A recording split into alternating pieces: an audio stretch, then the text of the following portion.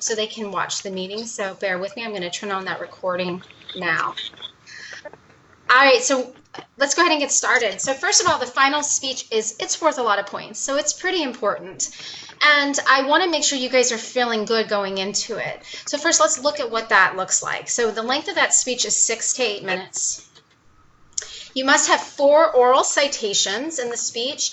And thinking about oral citations, right, all of your research that you include on your works cited page should also be orally cited in this speech. And so that's what we think about when we think about oral citations. Sometimes less is more, right? Sometimes you want to find that really great research so you don't have to have 18 sources in the speech itself. So you can stick to around 5 to 6 sources overall. I think sometimes students find that that's perfect for their development. You want to have a typed full sentence outline. Of course, as you've been doing all along, it is a Roman numeral outline. So I'm not asking for you to have everything you're going to say on the page. I do not like scripted speeches. I certainly hope by now you know that you are working towards extemporaneous delivery. So thinking about that outline, it doesn't have to have everything you're going to say on it, but especially having an introduction, main points written in complete sentences, and your conclusion written out in complete sentences. So I can see that you know how to build each piece of that speech. That's what I'm looking for. Once again, you need to have a presentation aid, and I like for you to be creative. I like for you to use multiple aids if possible. I think your audience appreciates that. Hey, Nikita, I see that you lost service, but you're back. I'm glad you made it back in the room. I do hear someone's background noise. I don't know if you've got your mic on, but if you do and you've got a lot of noise in your space, could you just turn your mic off for us so that way we don't have that background noise coming through? But you're welcome to turn it back on to speak, all right? And once again, I do want you to ask questions, so feel free to interject at any time. And so the presentation aid can be, and this is a new one, it can be media. I know some of you asked me with the last speech if you could have media, and I did allow it, but I was like, keep it at 1 minute. Well, this time you can have up to 2 minutes of media. So if there's that viral video that really tugs at your heartstrings every time you watch it, and you know it's going to be a perfect piece of pathos for your audience engagement, then you might want to include it in this speech. The only thing I ask is that you keep it around 2 minutes, no more than 2 minutes, and you still speak for 5 minutes. So please don't let the video replace your spoken speech content. I know there's some great TED Talks out there, but I'm more interested in what you have to say, okay? You're welcome to use that media, though, and you can put that in the beginning, the middle, the end of the speech, anywhere you'd like.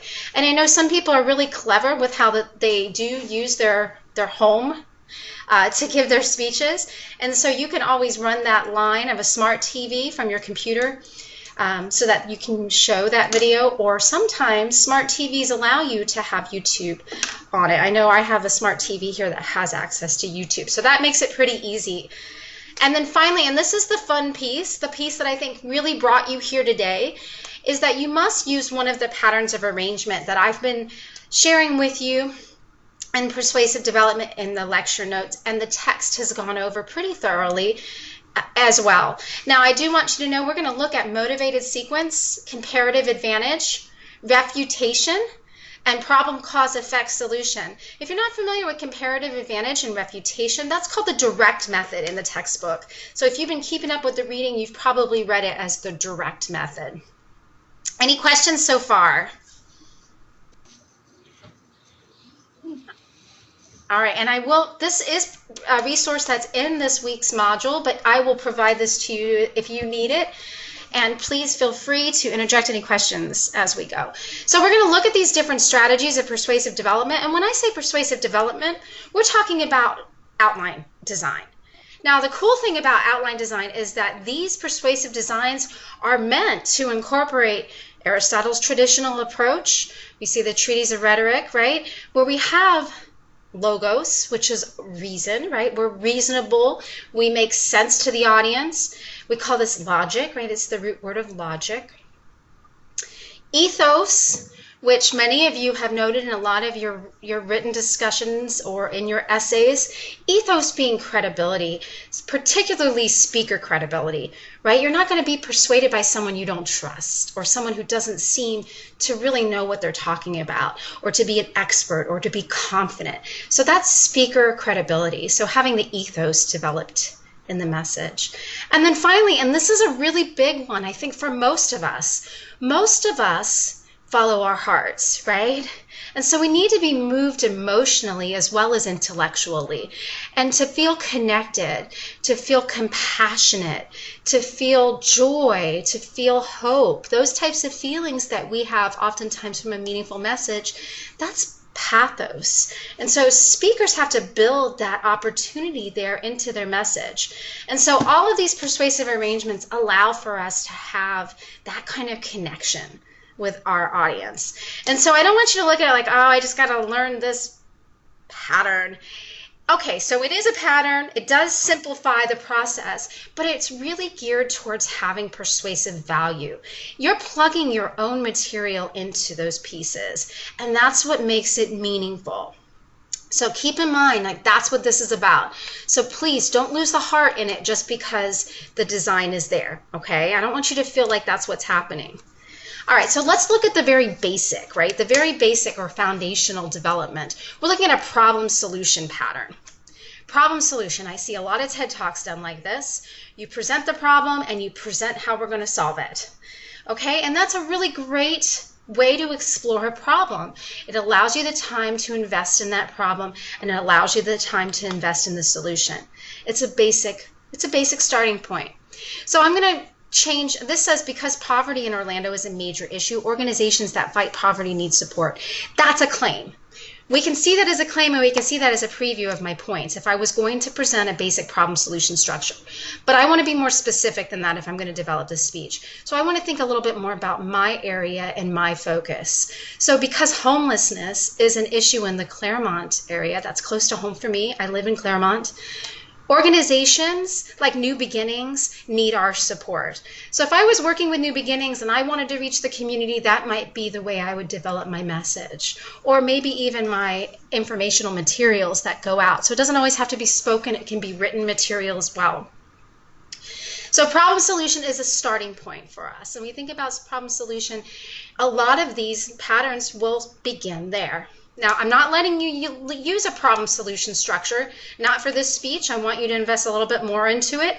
But if you do like the idea of a problem solution, keep that in mind because it's going to fit really well with motivated sequence. All right, so I'm checking in. I see a couple other people have joined us. If you are just getting here, please type your name and your topic in that chat box. If you're having trouble accessing the chat box, feel free to speak up now so that you can tell me your name and you can tell me your topic, and that way I can give you some credit for being here today. Give you just a second to do that. All right, so going beyond that basic problem solution structure is where one of the patterns that you can use for your speech development. That's the problem, cause, effect, solution. Now, maybe you don't need to have a cause-effect relationship there. Maybe you just want to do a problem-cause solution. You are welcome to do that as well. Okay, what I want you to notice here is that this is literally just like all of the other Roman numeral outlines you've been building, except it labels each of those main points for you, okay? You still need to have that introduction. It needs to do all the things a great introduction does, right? You need to get their attention. You need to hook them in. You need to establish your credibility and create some goodwill for the audience and common ground. They need to relate to this early on, right? They need to relate to the topic or your desire to share this message. And you need to present your claim, which is your thesis, and preview your main points. So all of those things you've been doing all along, you're still going to do that with all of these patterns. But we've given you exactly what we want. So these speech instructors, right? We've told you exactly what we want in the next part, which is the body of the speech. And then you still want to do the things you do in the conclusion. So the great conclusions, right? They summarize your ideas and they leave the audience with a final thought. They conclude the speech, so they signal the end of that speech. So in conclusion, or finally, or now that I've come to the end of my message, let me end this way, right? Something that lets the audience know the speech is coming to an end.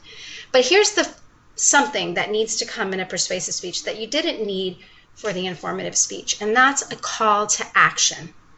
So the call to action is what you want your audience to do as a result of hearing this message. I'm going to get into calls to action in just a moment. You've probably read a little bit about it. You're probably familiar with the terminology, but we'll talk about what that looks like here very soon. But let's look at a problem, cause, effect, solution. So problem, cause, effect, solution. Problem exists, right, would be my first main point. So what might I do to share what the problem is with my audience? Anybody? Go ahead and tell us how you might go into details about a problem. Any thoughts there? What do you need to know that there's a real problem? What information might you need to hear as a listener or an audience member?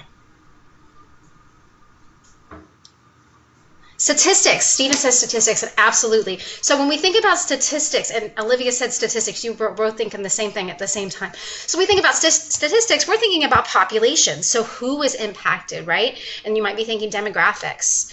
How are they impacted, where we could say how, statistically, what is that doing to our society, right? We can look at statistics about, we often look at numbers when we think statistics. Anything else you can think that we might want to know? Think about problems. Sometimes you have to, share new terms or define the problem. Personal stories, absolutely. If you've been personally impacted, that can really help to explore the problem. And then Jordan says, who does it affect? And when we think about that, women, children, men, at college age, if you're speaking to a college audience, is it personal? Does it affect the demographics that you're speaking to? And then who is affected? And then consequences. So we can think about consequences, but only briefly, right? When we're talking about the problem or helping the audience to really understand the problem, oftentimes they need to understand what that problem is, who is impacted, and you want to define any terms that are new to the audience. Then we want to think about, when we're thinking cause-effect relationship, right? This is where we're going to look at reasons for the problem. So now I want to go back to the homelessness example. Could I talk about the causes of homelessness in a meaningful way? Should I talk about causes of homelessness? And if I should, why? What do you think? If I should, why? Jordan says yes. All right, why? Why? What would talking about the causes of homelessness help me as a speaker to illustrate for my audience? Now, you could be looking at this two different ways, right? Some of you might be thinking, well, maybe it can help like ward off some of those misconceptions, right? Yesenia says, because it's a real issue, okay? I like to know how the problem started so we can avoid or prevent it. And even thinking about that, right, this can take us straight to the solution. So if I said the causes of homelessness are difficult accessing jobs in our community. And I think about Claremont. Claremont's a pretty small community. It's highly residential, and when we think about tourism, right, we're not necessarily as impacted as Orlando, though we're very close to Orlando. And then we start thinking about the cost of living here. It's very high. So if I was going to look specifically at the impact of homelessness on our community and some of the reasons for it, I might want to say, well, it's a different kind of problem here than it is in Orlando. And so we have to approach it differently, right? So that might be a good reason to share the reasons or the causes. Also, we might want to help people with some misconceptions. When I ask you who's homeless, what do you think? When I say envision someone who's homeless, who do you see? And so when we think about what people see or know to be true, do we know that they might be wrong? Well, that's where our statistics can speak volumes, right? Especially in the Claremont community, for instance. When we think about who's homeless in Claremont, it's not necessarily the same kind of person who might be homeless in Orlando. We start to think about women and children and families, right? We think about veterans with PTSD or those who are mentally ill. And so when we start to think about that, it starts to encourage compassion. So that might be a reason to talk about the causes. Now, I'm going to go back to what Stephen said, consequences, right? So when we think about the effects that could have on a community, the effects that could have on a person, the effects that could have on perhaps, government or rules or laws. When we think about effects, we're not always talking about one variable, right? There's so many things that can happen. So what I'm saying here is that what we really want to do is we want to be strategic in how we present our information. Depending on who our audience is, obviously you only have a short amount of time. So you want to focus on the things that are really going to be meaningful. Is it always valuable to do a cause-effect relationship? No, it's not. Not for every topic. Homelessness, it may not be necessary to have the effects there, but if my effects are going to help my audience to better understand the problem, the significance of the problem, and what they can do to solve it, then maybe I would incorporate the effects. What I do notice is a topic like climate change, or when we think about recycling, or we think about reducing plastic use, or we think about planting trees, looking at the cause and effect relationship is important because people are the reason, right? We personally have something to gain by understanding our own impact on the problem, and that will probably urge us to want to act. So thinking about problem, cause, effect, solution, it's a great pattern of arrangement. It doesn't work for everybody's speech topic, but if it does, it works really well. And it allows you to build that pathos into the message. It's reasonable, so there's that logos. And of course, you would be credible if you knew a lot about it. Finally, we're thinking about solutions. And the problem can be solved through specific actions. So thinking about that, you want to make sure the audience can see the solution. If you spoke about causes, maybe you want to come back to that in your solution. If your causes are relevant to how we're going to solve the problem, right, you want to relate it back to that.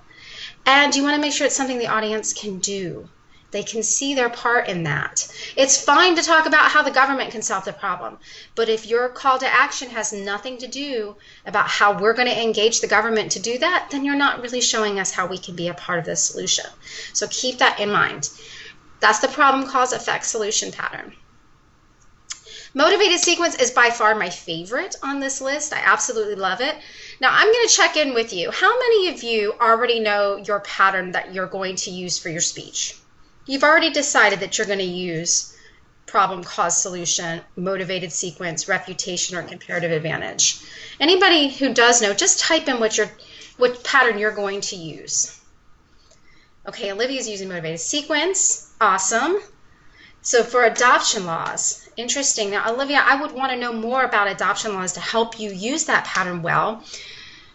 And Stephen's using problem, cause, solution for road rage. I can see how that would work really well. Jesselyn, motivated sequence, and Jesselyn's topic is tipping. Okay, definitely. So when we think motivated sequence, so far what I'm seeing is that you have a course of action for them to take. And whenever you can get your audience to directly act, motivated sequence is awesome. Motivated sequence literally guides your audience to want to act. That is the idea of motivated, right? It's motivating them, inspiring them, encouraging them. In some ways, right, it forces them to act because they're seeing, wow, I had no idea. This was a major problem. Now I have to do something to change it, right? So that's what we like so much about motivated sequence. Yesenia is using problem, cause, effect, solution, and Yesenia, your topic is healthcare cost. I am fascinated by this topic. I think that would work really well too as a problem, cause, effect, solution. And Anna, problem, cause, solution. And Anna, you are doing video game aggression. All right, so far I'm seeing some really good ideas here. By the time I end this presentation, I want to see if you're still as committed as you were. So let's talk quickly about motivated sequence. Now, if you were thinking problem solution, and you're like, I've got a problem solution, no doubt. I have a really clear problem solution to share with my audience. Motivated sequence is going to be your best friend. Because what I want you to note here is that motivated sequence is basically just a problem solution structure. And you can see here it's a 5-part, right? 5-part process, but really all we're seeing is a 3-part body because you're beginning with that introduction, right? And you're ending with that conclusion. The only thing different about this one there is that they label that, which I haven't had you do because mostly Roman numeral speeches don't label the introduction and conclusion. But Roman numeral outlines for motivated sequence do. And so what you're seeing here is you're seeing an introduction, a 3-part body, and a conclusion. If we think need and satisfaction is the problem solution, right? Visualization is the only step that you don't recognize here. We're going to talk this through just really quickly because I want you guys to think about this from the audience's perspective. The one thing about motivated sequence that's most apparent to me is that we've come from, I'm sharing the problem and the solution that I think we should have, to building my message to share what the audience needs to see, right? Instead of it being my problem, my solution, it's their need and their satisfaction. So they're feeling as if they can do that. And Samantha, you're just joining us, or at least you haven't spoken up till now. Can I ask you what your topic is, or did I miss that somewhere along the way? And Samantha, you can't use problem solution, but you can use motivated sequence, okay? So this is the one you'll like, I think. It's a problem solution, but it's a little bit more than a problem solution. And stem cells, awesome. So stem cells are a great topic, really interesting and very sciencey, and I love that stuff. All right, so looking at this as a problem solution, let's talk a little bit. All right, so just like you've always done in your introductions, right? Just like you've always done, in Monroe's motivated sequence, Monroe's the creator of this. His name's Alan Monroe. He was a speech instructor at Purdue University in the 1930s. In fact, he was their first speech instructor. And he developed this sequence to allow for there to be an emotional connection. And the reason why he felt this was most important is because he saw his students. They were analytical, they were thoughtful, they were engineering students, and they had these great ideas, but they didn't always have the emotion built into it. They didn't always relate it to their audience as well as they could. So he built this pattern of arrangement to include that pathos naturally. And when we think the kind of pathos we're seeing here, it's that pathos of inspiration, of motivation. It really compels the audience. So let's look at how he designed this. So very first is the attention step. Okay, when we think attention, right, you're thinking about the hook, right? How do I get their attention? How do I pull them in? And it's really important here that you think about each one of these points relating to the next. So Monroe said, you're going to get their attention, you're going to make sure that they're listening, but you're also going to bring a very valuable attention to the topic. So if you were going to talk about stem cells, here you might shock them with something startling that they didn't know, or some meaningful fact that they didn't think about, right? Or you might ask them questions to engage them, to get them thinking, or maybe you'd conduct a thought experiment, right? Or maybe you do all of the above. But whatever you do here, you want them to really be focused on what that problem is. You really want them to think about that in a meaningful way, because the next step is the need. And you want them to feel inspired, right? They see that they need this. So when we think about attention getting, right, and some of you are awesome at doing this. You're super creative, you're out of the box, you're really creating that intrigue that really pulls your audience in. And it doesn't always take much. It's just a little bit, right? Sometimes it takes a little bit more. And you might know your audience really well, so you might realize that there might be a really important way to capture their attention. But feel free to be creative here, right? And use more if you need to really rope them in, to really make them want to listen. So then you're going to take them to the need step. And don't forget to transition, right? You want to take them to the need step. And this is the problem. And there's a lot of ways that you can illustrate the problem. And we were talking about this. You can present, statistics surrounding the problem. You can present facts. You can share a story, or you can share expert testimony, or you can do all of the above. You really want to help them to understand that there is a real problem. And for them, it's a need. I didn't see this before. I should really be paying attention. I should really be open to this. And now I realize how important it is. Whoops. The next step is the solution. And the solution is letting them see that we can do something about it. So you've created that cognitive dissonance, is what we call this. It's that disharmony between my current actions or my current thoughts or my current behaviors and the way things should be. And I've seen that there's a disharmony or an imbalance there. Now I realize that I've got to do something about it. I've got to solve the problem so I can feel satisfied, or I can feel at ease, so I can bring that harmony back. And this is what you want to make sure is it's something that they can see can be possible. So has it worked in the past? Is it currently working? And the next step is the visualization step. The visualization step, right, is where you're going to allow the audience to see that there are benefits from taking this course of action. There's something in it for them, right? There's something valuable to be done here for the audience's sake. Now, it could be for society, it could be for their children, right? And sometimes I think about climate change and we're talking about children and their children, and so, but letting them see that there's benefits to action. So it makes them feel, oh, wow, there's something in that for me. Or there's risk for inaction. If we fail to do it, this is what the world might look like. Or both. Or both. Maybe there's a benefit and a risk. And I think where I saw this happen, if you remember back to the debates, right? You saw Jacobson and Stuart Brand do the debates. Jacobson had this, he literally had a visual aid. Now keep in mind, a visualization step does not require a visual aid. Okay? It's meant to be spoken. It's meant to be something that they can see in their mind's eye. But he did have a visual aid.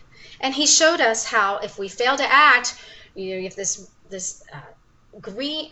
big nuclear explosion, right? I don't know if you remember this visual step. If we do something about it, this plush green world. So that would be showing, right, the impact of both the benefits and the risk. And hopefully that sinks in and they can see that there's something really meaningful there. Finally, we've got the call to action. Now, if you get nothing out of today's conversation, and I know I'm running over time here, so I'm going to try to wrap it up quickly, but if you get nothing else out of it, this is the most important piece, because all of your speeches should have a powerful and meaningful call to action. These are propositions of policy, meaning all of them encourage a course of action. So the very last step is the conclusion for this one. The very last step for all of these speech patterns is the conclusion. Every persuasive speech should have a call to action. And this is where you want to tell the audience what they should do. And you want to make sure that they know how they should do it. So it needs to be accessible, something they know that they can do right away, even immediately, if possible. So if there's a petition, you can get them to sign it, get them to sign it. Or if there's a link for that, make sure they have access to that link. If you want them to call their congressperson, tell them how, right? Or even get them on the phone if possible. But whatever it is, make sure it's something they can do now. You've heard this late night television. They say, okay, operators are standing by, call now. It's because they know that if they get you to act right away, they're more likely to have that follow through, which is what we want for our persuasive development. Now, you don't want to be unethical, right? You don't want to have them donate to your cause by texting this number, because that's cheating. Because you're putting them on the spot. And if there's money involved, some people are going to feel guilty if they don't when everyone else around them is. And that's not the best approach. They probably won't follow up again. But when we think about how we want them to do it, and what we want them to do, we simplify that process for them. And finally, don't forget to summarize and restate your thesis, just like you've always done in all of your conclusions. That is really important here too. But focusing on action is what Monroe would have you do for his motivated sequence. So Olivia says, I have a couple questions. Can you post or send this recording session for future reference? Also, is there a persuasive speech outline example that we can use as a guideline for what ours should look like? Yes, and yes, and yes. I will post this meeting for you to go back and look at. This PowerPoint is already in this week's module. If you scroll all the way down from our homepage, you'll see there's some outline resources. And there are a few persuasive patterns, and one of which is a motivated sequence. It's a great speech too, so you'll probably appreciate the depth of detail in that development. But I also can find some other resources, so if you shoot me a message in Canvas, I'll gladly help in any way I can. All right, so you're so welcome. All right, so there's two more patterns that I want to discuss, and I know I'm keeping you over time, but I do want to talk with you about these. If you can stick around for just 5 more minutes, I promise you I can get through this in 5 more minutes, and then you'll be free to go. The first one is comparative advantage. It's called the direct method in our text. The second is the refutation. Now, if you've ever thought about debate style, how many of you have done a debate? I bet a few of you have, and I just say raise your hands. I can't see you, but I say raise your hands rather than having to type. But if you've done a debate before, you're familiar with these patterns of arrangement. In fact, the Jacobson-Brand debate is using both of these patterns. So thinking about that, if you're looking at your topic, and I'm looking at these topics and I think all of them would work really well for one of these patterns or both of these patterns, you really might want to consider using these patterns. Now, when we think about using a comparative advantage, it presents the advantages of your position against the opposition or the status quo, the way things currently are. And for each of the premises that you present, each of the reasons, right? You back it up with facts and statistics or testimony, but you have evidence. So you back it up with evidence. And this works really well when your audience is familiar with your topic. Now, I think comparative advantage, I think benefits, right? So it's a pretty positive spin on things. So even those topics where you think your audience might disagree right up front, which I know there's a lot of hot topics to discuss. So like if you're just having that friendly debate, you might think, let me present the advantages, because they're going to be more receptive to your position. It's definitely going to be a more positive way to endorse, right, a controversial topic. And so when we think about that, comparative advantage really allows you to do that. So the building blocks of that are very simple. You start with the problem as the status quo. And you want to build this into your introduction so that they understand where you're coming from.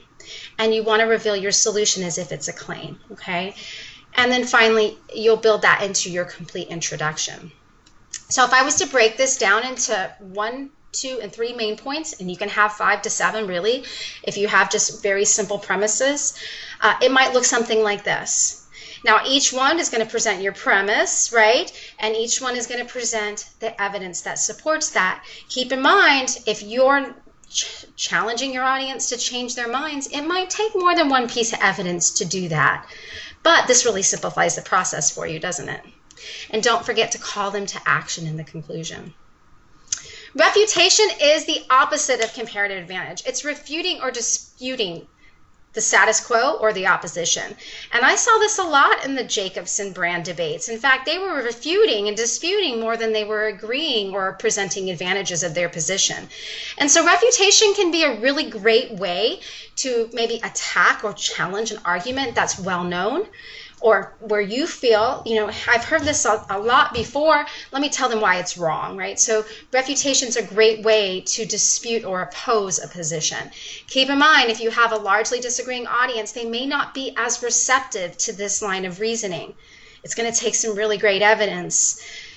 In some ways, right, it's going to take some really great pathos to connect with them, because people tend to turn you off or shut down if they don't necessarily agree with you. So using this strategically is a good idea. Now, looking at refutation, you can put refutation and comparative advantage together. So you can see here this is built into a 3-part body. If you wanted to take out main point 3 and put an advantage, you could. Right? So you're ending on a more positive note, and it allows you to be a little bit strategic in how you present that information. All right, I'm wrapping up now. As I promised, I did go over a little bit, but I apologize for that. But I do want to thank you for coming today. We looked at problem, cause, solution, motivated sequence, refutation, and comparative advantage. Now that I've discussed these different patterns with you, have you decided on, with certainty, which kind of arrangement you're going to use for your speech?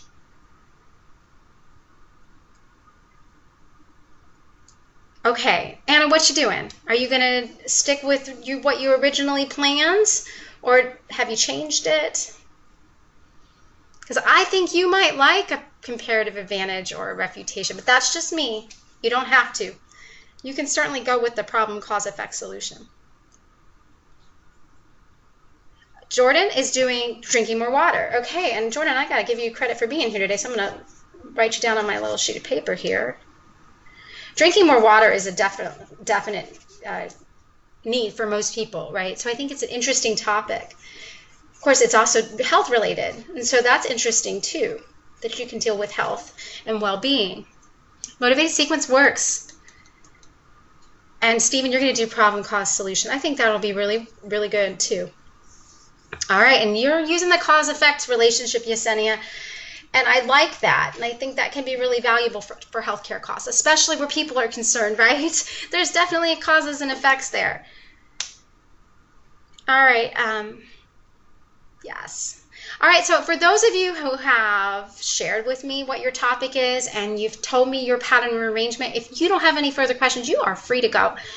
Anyone that wants to stick around and talk with me more, and Nikita, I want to just double check homelessness in the U.S. So you're going to look at cause and effect relationships for homeless in the U.S. And I think that's good for a lot of different reasons. I don't know how easy it's going to be, but it's definitely an interesting way of engaging your audience.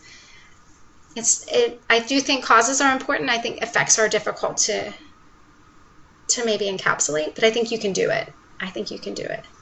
You can totally do the effect there if you wanted to.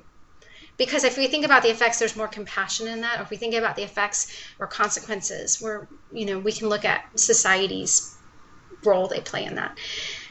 Thank you, Olivia. Have a great week. Please know, you guys, and Yesenia, thank you for coming. Please know you can reach out to me with any questions you have. Please do not hesitate. You can text me, you can call me, you can message me. I really want to be your lifeline for this persuasive development. So if you have questions, if you have concerns, please feel free to reach out to me. At this time, I'm going to shut down the recording.